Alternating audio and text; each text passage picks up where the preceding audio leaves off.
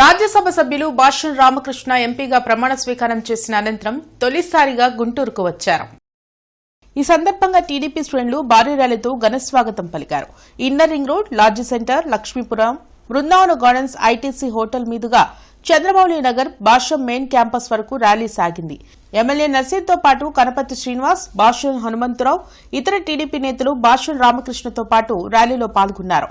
రాష్ట్ర అభివృద్దితో పాటు విద్యారంగాన్ని అన్ని విధాలా డెవలప్ చేసేందుకు కేంద్రం నుంచి నిధులు తీసుకొచ్చేలా కృషి చేస్తారని ఎంపీ భాష్యం రామకృష్ణ వెల్లడించారు.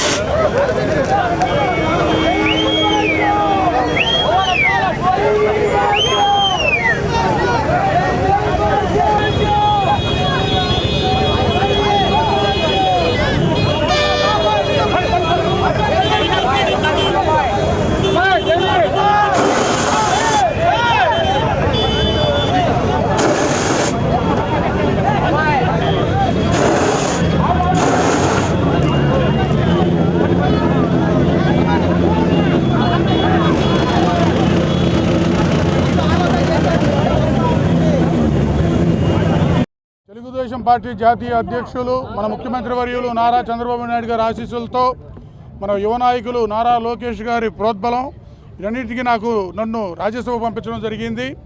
నిన్ననే ప్రమాణ స్వీకారం చేసి ఢిల్లీలో అందరూ మన చింతకాయల విజయ్, సానా సతీష్తో పాటు నేను కూడా ముగ్గురం కలిసి నిన్న ప్రమాణ స్వీకారం చేసి ఈరోజే గుంటూరు రావడం జరిగింది. మరి గుంటూరులో ఈ విధంగా నాకు ఘన స్వాగతం పలికిన మన తెలుగుదేశం కార్యకర్తలకి, తెలుగుదేశం నాయకులందరికీ కూడా నమస్కారాలు తెలియజేసుకుంటున్నాను.